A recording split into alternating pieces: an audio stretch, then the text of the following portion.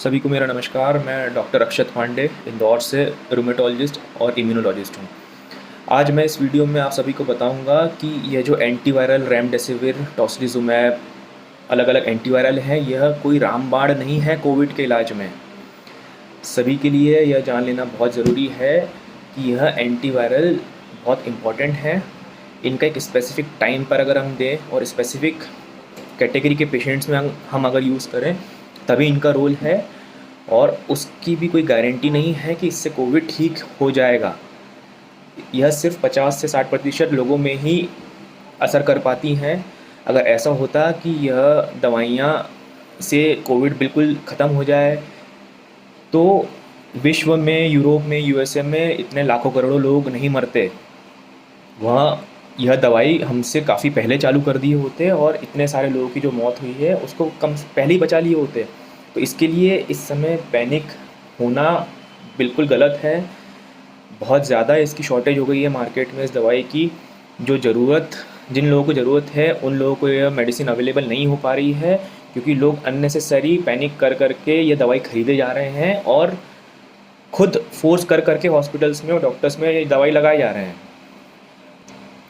देखिए, सबसे ज़रूरी बात हमें यह पता होनी चाहिए कि यह जो एंटीवायरल होते हैं, एक होती है फेविपिराविर, एक होती है रेमडेसिविर और एक होती है टोसिलिजुमैब। एंटीवायरल्स जो होती है इनमें से ये होती है ये फेविपिराविर और रेमडेसिविर। टोसिलिजुमैब जो होती है यह IL-6 इनहिबिटर होता है।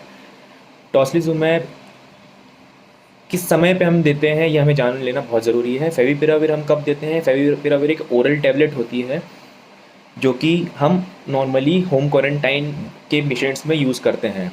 आपने देखा होगा पेशेंट्स को डॉक्टर दूसरे से चौथे दिन में सिम्टम्स के अकॉर्डिंग फेविपिराविर स्टार्ट करते हैं।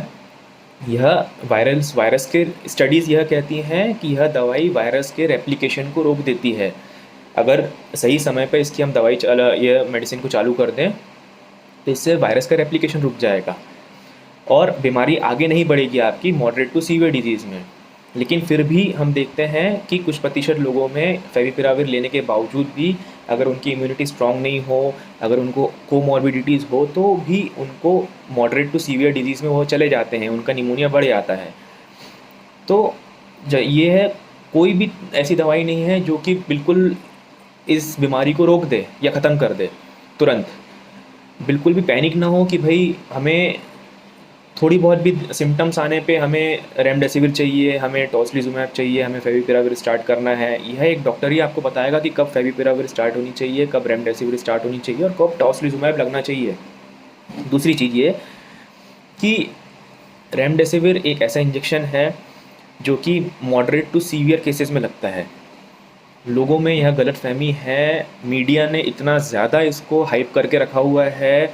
अभी एक न्यूज़पेपर में मैंने पढ़ा आजकल में ही कि संजीवनी बूटी आई है इंदौर इस क्वांटिटी में। यह कितना ही गलत चीज़ है कि इस टाइप के अगर हम वर्ड्स यूज़ करेंगे तो लोगों में एक भ्रम हो जाएगा कि भाई ये जो दवाई आई है इससे बिल्कुल ठीक हो जाएंगे। ऐसा नहीं है भाई, रेमडेसिविर लगने के बावजूद भी लोगों की डेथ तो हो ही रही है ना। तो ऐसा नहीं है, आप बिल्कुल इसके लिए पैनिक ना हो और बिल्कुल एक अपने कॉन्सेप्ट क्लियर कर लें कि यह दवाई से आप ठीक ही हो जाएंगे। यह दवाई बहुत इंपॉर्टेंट है और इसका बहुत अच्छा रोल है कोविड में। मॉडरेट टू सीवियर डिजीज़ में यह इंजेक्शन असर भी कर रहा है, लेकिन इसके लिए इतना हाइप होने की ज़रूरत नहीं है। और माइल्ड डिजीज़ में भी लोग जो हैं परेशान हो रहे हैं इस दवाई के पीछे, मार्केट में भटके जा रहे हैं। हमारे पास इतने फ़ोन आ रहे हैं रोज़ दिन भर में कि सर ये दवाई अवेलेबल हो जाएगी क्या कहीं से कहीं पे। हम पूछते हैं कि आपकी डिजीज़ कैसी है, तो पता चला और ये सिम्टोमेटिक पेशेंट्स भी अपने लिए वो दवाई की इंतजाम करने में लगे हुए हैं।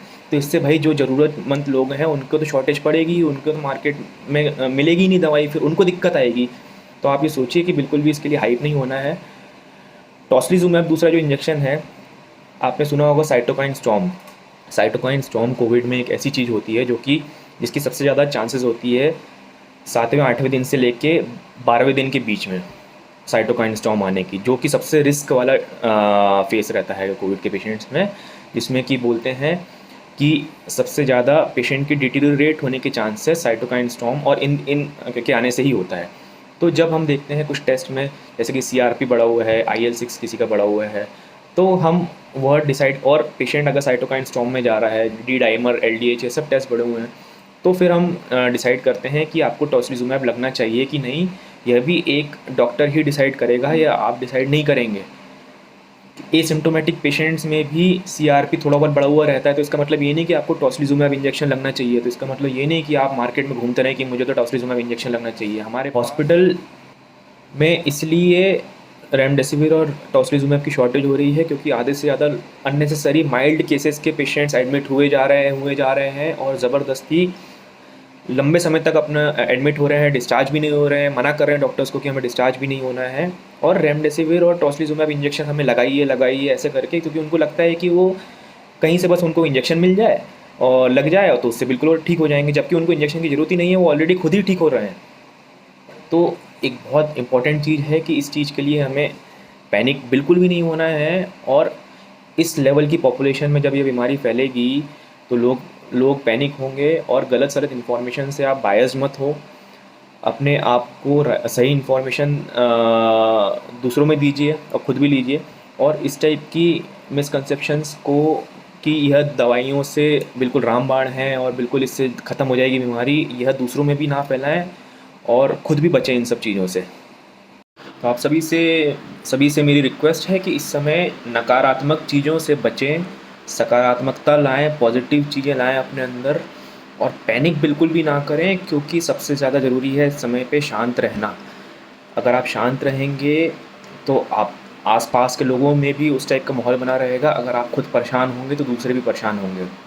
कोविड एक से मरीज खुद सेल्फ हील भी हो रहे हैं, मैक्सिमम पेशेंट्स तो खुद ही हील हो रहे हैं। बहुत कम प्रतिशत लोगों में ही बीमारी बढ़ती है और आगे जाके इतनी सीरियस होती है। तो अपने अंदर पॉजिटिविटी लाइए और बिल्कुल भी पैनिक ना हो, और गलत इन्फॉर्मेशन से हमेशा बचें। आप सभी को वीडियो अगर पसंद आया तो इसको ज़्यादा से ज़्यादा फॉरवर्ड करिए अपने लोगों में, और मेरे चैनल को सब्सक्राइब करिएगा। Thank you.